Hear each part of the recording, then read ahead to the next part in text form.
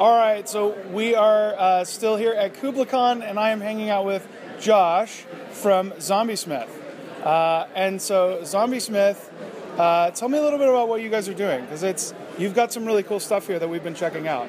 Yeah, so Zombiesmith, we've been in business since about 2001. We started really small, started doing modern zombies, because in 2001 there were none on the market. And we thought, hey, we can make miniatures. That can't be hard. Turned out to be moderately hard, right? And then a few years ago, we started to branch out from zombies and start doing some random sci-fi stuff and all that. And we had a lot of people that would come up to us and go, hey, what game system are these for? And we're like, oh, they're just a paint. They're whatever you want to do. And they're like, oh, about half those people would walk off. So about 6 years ago, we got into it seriously and started doing rule books. Okay. So here at KublaCon, we always release our new book for the year. This is our sixth book is Sheildbash, which is a skirmish game in our fantasy universe. So we generate rules, we generate miniatures, MDF laser cut models, plushes, whatever. That's awesome. And I know I was checking it out online before I came, and I was totally.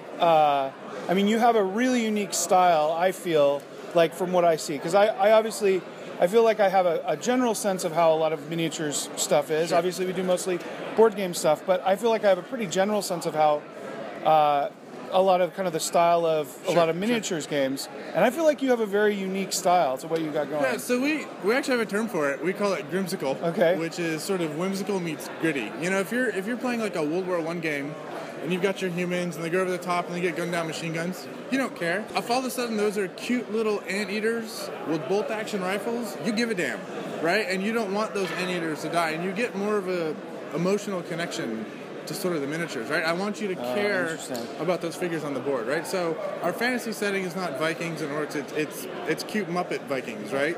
And you care about them, and you don't want them to die, and you want them to win, and you remember what this little guy did the battle before, and you don't necessarily get that connect, strangely enough, with humans, right? When you're playing a World War II game or whatever.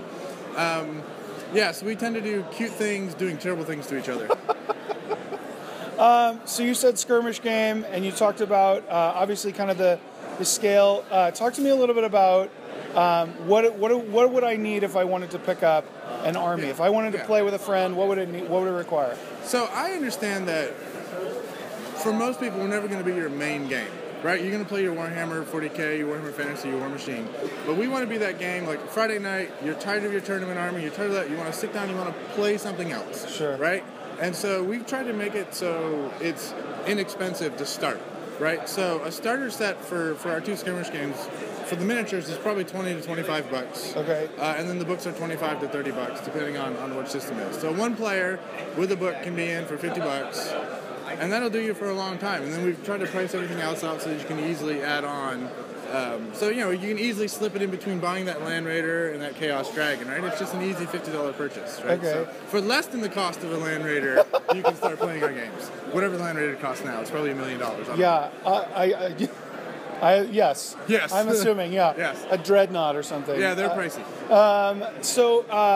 Is there an optimum level? So obviously we talked about kind of the minimum. Is there an optimal level as far as some of your stuff is concerned? Yeah, we try to get you around $75 worth of miniatures. Okay. It's probably all you're ever going to need. Okay. And then if you're like a serious collector or you just like the universe, right, you can collect the other factions. We have a lot of guys that buy, and girls actually with the Shield Wall stuff, that buy everything we do. Right? They have all the factions, all the figures. And obviously, I love those guys.